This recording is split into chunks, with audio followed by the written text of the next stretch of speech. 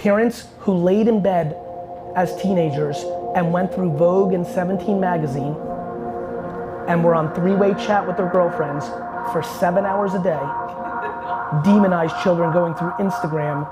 I would level this conversation up. There's a lot of parents in here, grandparents, aunts, uncles, sisters, brothers. We demonize technology in a world where our children will only live in a more technology-centric world. The thought that you put writing a letter on a pedestal today, but being on your iPad for an extra half an hour as a negative, parents and humans are inherently in the business of no, yesterday, fear. I have two children, 10 and 7. I am uncomfortably comfortable with them being in and on technology every second of their life. Now, they won't, because that's not how the world works today. But it has been fascinating for me to watch the current state of parenting.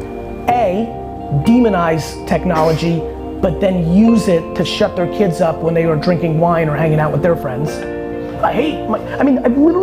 This has actually happened in my life. Because of who I am and you go with the parents from the school, they will like yell at me about social media or technology, but then we're like hitting it off because it's like the second time the group is getting together and their kid comes and they throw the iPad at them like it's a ninja star and say, go over there, and like it's the parenting hypocrisy in 2020 is laughable at best. And more importantly, much like the parents that did actually ruin so many kids over the last 20 years' chance to make 10 million a year being a gamer, who are now $137,000 a year lawyers and unhappy, or even not 137. There's some person right now who was supposed to be Tony Hawk, who was supposed to be Kelly Slater, AKA Ninja before Ninja, the great pioneer of esports.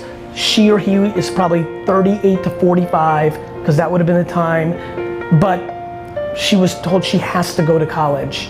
He has to, like, it happens every day.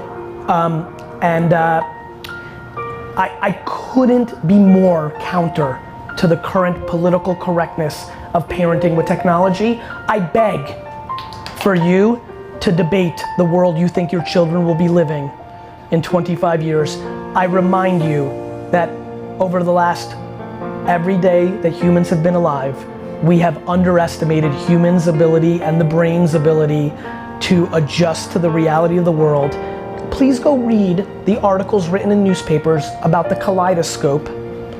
I'm being serious. And how the kaleidoscope was gonna ruin the human race because children were running around Europe putting their eye in a kaleidoscope and weren't paying attention to the real world.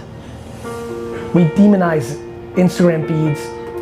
Parents who laid in bed as teenagers and went through Vogue and 17 magazine and were on three-way chat with their girlfriends for 7 hours a day, demonize children going through Instagram, laying up. It's fascinating, and it's what has led to a lot of unhappiness in our society, and I hope that me conversating about it, you know, one of the great things of amassing awareness is it allows you to talk about things that you truly believe in that may spark conversation. We are such lazy parents today. Technology bad. How about let's actually build self-esteem in our kids, which then will allow them to deal with everything.